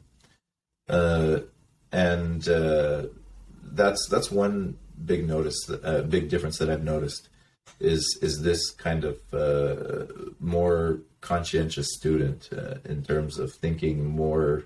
I would say thinking more globally. That could also be something related to Switzerland. If I'm comparing Switzerland to, I mean, I went to university in the U.S. So I don't know how things have changed in the U.S. over that time, although I think it has changed there too. Also, people or students these days tend to be a bit more, and I think this is for the better, and this doesn't have anything to do with climate or anything like that, but just more to do with just humanity. They're a lot more aware of their mental health and how to take. I mean, we were back in those days just grind it out, and willing to sacrifice even mental and physical health for the sake of just getting things done. And there's more pushback these days, and I think that's probably for the better, because in the end, happy people are better at producing things, I think. Right? You've got to have those moments of pressure, but you've got to be able to recover from them. I don't know. I'm just kind of talking out of my ass here, I guess, but it's mostly No, it's fascinating that I've observed. And what about their proclivity towards technology, innovation, working on developing fields? Has that shifted? Yeah. Civil engineering students in particular here at ETH, and it's probably one of the most conservative engineering departments in Switzerland at ETH. They're a lot more technology oriented now. So yeah, when we were starting up all this work with 3D printing concrete and even now digital fabrication with concrete, we do see that there was just a massive amount of interest from the students, and still is to a certain extent. Although I think they're looking at they're also looking at other ways to make their impact in terms of using technology to reduce CO2. It's all about that primarily. I think it's what's driving a lot of their interest is CO2. When I was entering college, I was thinking about a lot of the things you talked about, like get a job, do the normal things. I didn't think I would be doing what I'm doing now, but another thing I was thinking about is like, what's still going to be a job? So we have all these things that are getting automated. We have these technologies that get like, what can I do with my life that they're still going to need me in 10 years or 20 years or whatever time frame? I imagine that's becoming an increasing concern as technology paces up. Yeah. I would imagine. I haven't heard it specifically from these students, although I have heard it in general, like this concern. Of course, you've got the I think it was, how many years ago was it when Andrew Yang kind of burst onto the scene, right, and started talking about how we were, it's just a matter of time before all these jobs are lost. And then the recent unveiling of Chat GPT, and then suddenly even people who thought they were safe, that relied on writing, and suddenly this could also automate away their job. So that's a huge question, and I don't have any answer for it. I'm just I think the concern. You hope that. I was just saying, I hope that whatever replaces me allows me to still get my pleasure from learning, because that's why I do what I do. I just want to keep learning. So as long as I can Fingers keep doing crossed on that one. I can still eat and do all the other human stuff that I like. If I don't have my job that I have now, it's also okay. It seems like learning will become a choice, and that's how machine learning makes us dumber in the long run, is that we become reliant on it, and you no longer have to learn. You can just get the answer delivered to you. Hopefully there will still be Yeah, some that like the process of learning and can really get the lesson out of it. Um, yeah, maybe. the Yeah, maybe. Yeah. But I don't know. Obtaining knowledge, people should, and this goes again back to kind of human thing. Things should be a bit hard. Things shouldn't be so easy. Even learning. There should be some difficulty in learning, some struggle. You need a little bit of At the that. same time as ChatGPT is coming out and these people are worried about their jobs, the unemployment rate in the US is the lowest it's been since the 70s. Yeah, yeah, I saw that. So I don't know what's going on, honestly. Yeah, it doesn't seem to be like, if the unemployment rate was really high, I would probably get a lot of comments about robots are the devil. Uh, but Yeah, people have jobs. yeah, yeah. So we just have to. I think we just have to wait and see. Again, we're just observing. You're more of an observer than me, and uh, hopefully, what you're observing is okay over the next few years. Yeah, and I don't even get to observe. Maybe it's like a grass is greener thing, because you get to see all this great research from all these students, and I see some of the industry stuff, but I don't see the real numbers behind it. I don't see the investment thesis, really. They don't show ROI. Yeah, And if they were really pretty, they'd probably be showing them so that they can raise more money and get the next round of investment or whatever.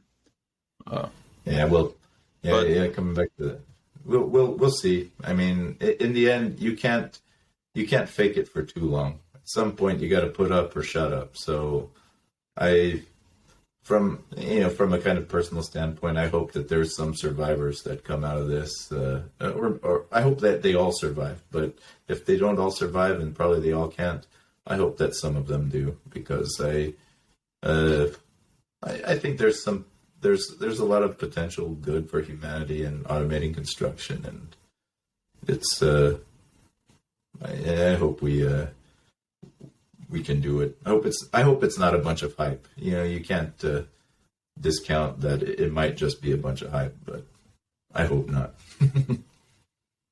yeah, that's why I like the vague thesis of just construction automation in general. That way, everything is a little step towards it. And even if there has to be steps back before it can progress forward at some point, who knows? Yeah, yeah, yeah. Cool. Man. Well, is there any sore thumbs sticking out that we missed that we should cover? No, I mean, it's been a couple hours, so I mean, there's plenty to talk about. So I mean, we can always talk again, I guess, right? Yeah, definitely. Um, If a company wants to get involved in your consortium, how do they contact you? I mean, if they we have people in DFAB that are specializing in knowledge and technology transfer. If there's a company that sees the technology that we're working on and interested, then they can find that person. If they want to contact me directly, I will just direct them to the right person. They can just write me an email. It's T Wangler, TWANGLER at ethz.ch. Or just go to the website and then find the right person. The website is dfab.ch. And you mentioned you're raising money too. What's that? You mentioned that group is also raising some money. There's different projects. I mean, what we like to do, and a major part of our research is getting is doing large scale demonstrations, and large scale demonstrations cost money, and large scale demonstrations that are industrially relevant. So we want to have an industrial partner to do it. Otherwise, you're just making something for the sake of art, which maybe isn't bad, but it's still it's not necessarily industrially relevant. Yeah. And so for that, you need you would need investors for large scale projects. You need investors, I guess, and you also need industrial partners. You need. I mean, as you know, you need all these different players to come together. You need an engineering firm. You need all the different contractors, although those will be different in a 3D printing space probably. You need the general contractor, of course, who's got to do all the main work and is responsible for a lot of it. So Doing inspections. Yeah.